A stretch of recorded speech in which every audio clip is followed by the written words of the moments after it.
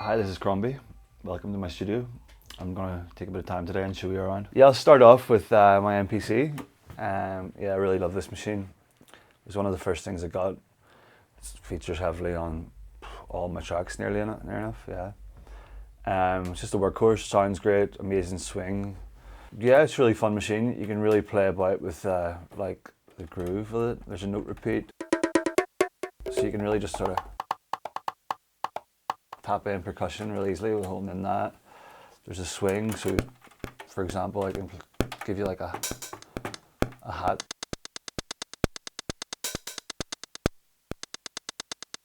And just to like experiment with it, the timing, so that's on 53%. You can go crazy, get some real kind of jacking stuff as you crank up the swing. Yeah, it's just really basic, to be honest, but the parameters are good. There's a filter on it, attack and decay for the sounds. You can dirty sounds up. Yeah, it's a workhorse, I love it. So yeah, and then next piece of equipment would be maybe this. It's relatively, it's my latest addition, should I say. It's kind of a bit of a trance machine. Really nice pads.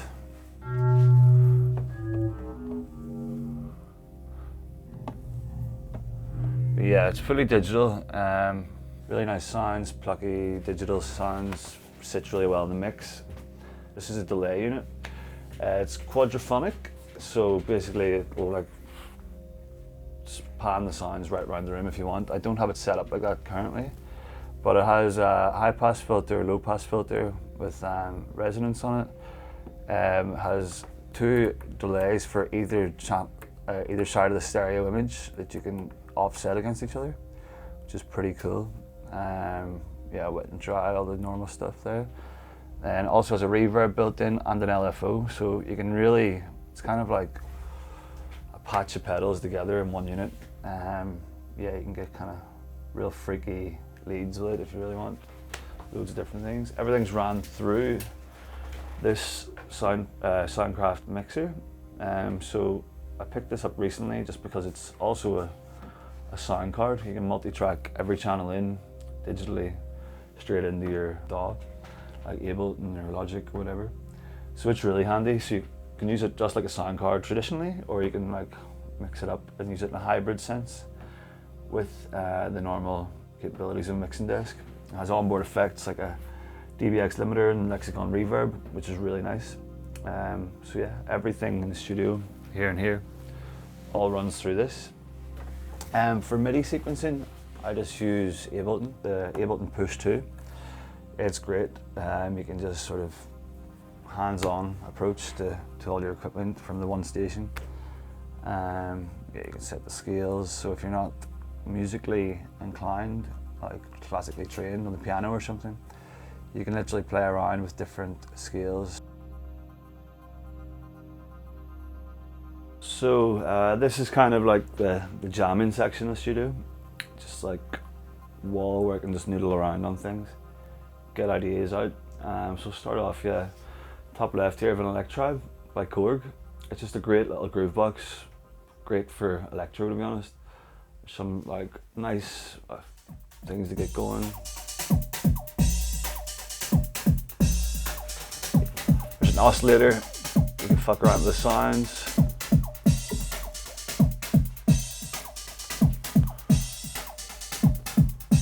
Yeah, it's a great little machine. You can make a full track on it if you want, just playing around. Next I have my Moog. It was actually the first synth I ever bought. It's the Minotaur. Now it only does bass, but it does it really well. So yeah, I would recommend it anyone looking for something a bit more budget end of the Moog range, or Moog should I say. But yeah, just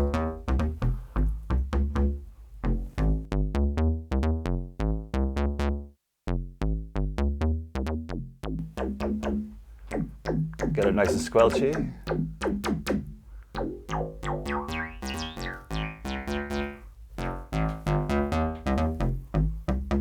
Yeah, it's really fat. All in one bass system for me. It's on pretty much every track I've ever done, so yeah, really love that. Yeah, next up we've got the Zox box here, which is an absolute machine. the sequencer on it is what really makes it, I think. So unlike other sort of 303 emulators that are out there and clones at the minute, most of them you have to kind of go stop your system, go through each step individually, next set your slides, which is a bit long and a bit tedious, I find. But with this, I'll just try and load up a pattern here. Just say it's this. You can play in a totally new pattern live. If you just go to the pattern edit, you can just sort of, if you know your scale, just, and you can sort of set the slides rhythmically.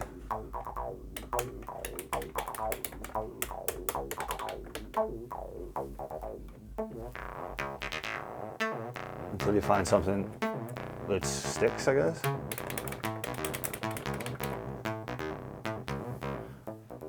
Yeah, it's a lot more fun when you're jamming, so you can have like.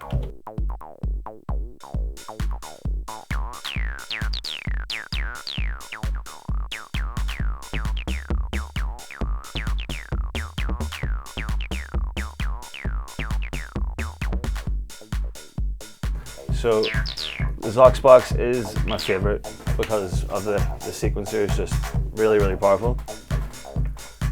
It's a fun one. Next up we have, I'll mute that for now. Minilogue, yeah, it's a great little synth.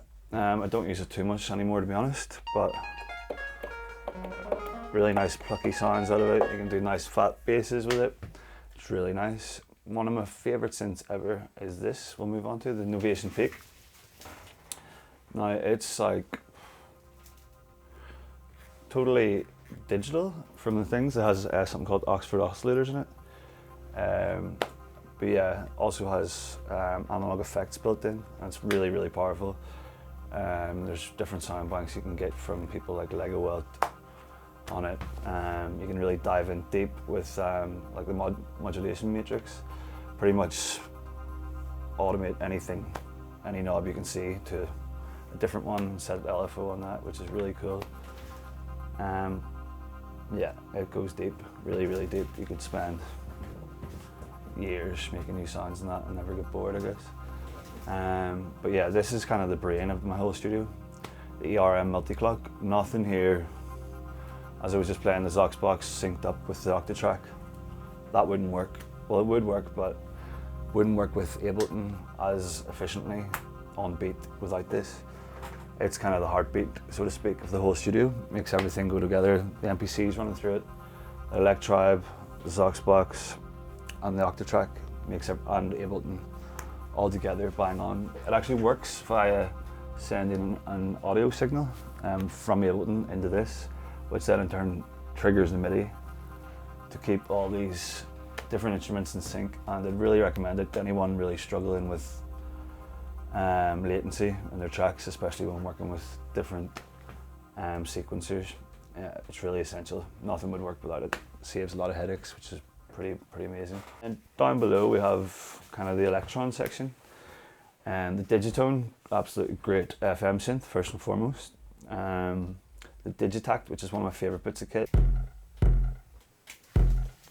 Yeah, so you can load in your own samples, really mess around with them.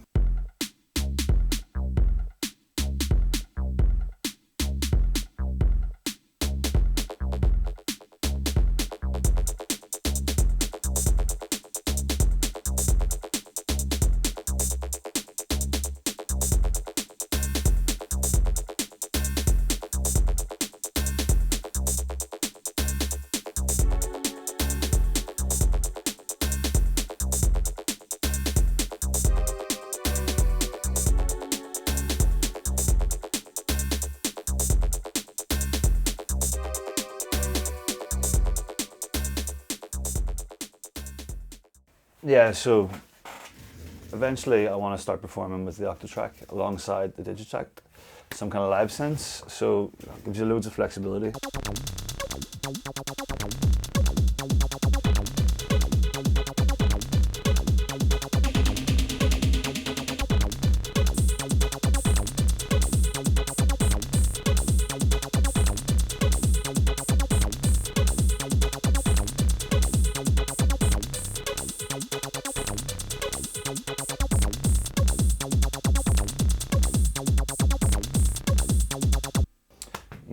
So that's pretty much this whole section complete, and that makes up the studio.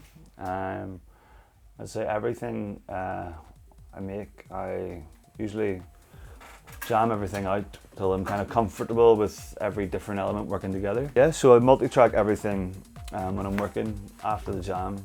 Once it's getting sounding good, multi-track everything into Ableton, where I can like individually take each bit of audio and arrange it and mix it, manipulate it, cut it up, do what I want with it to create the final track. But yeah, I usually get the vibe going first, make sure everything's working well together, go over it for maybe sometimes just jam away for an hour, record big takes of audio on each individual synth, and just noodle around really, mess around, try new things.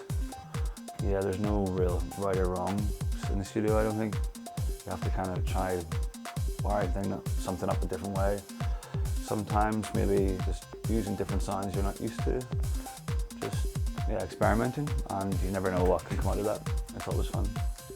Yeah, thanks for watching. If you have any comments about how anything's set up or anything at all, just let me know. I'll try my best to answer them in the comments.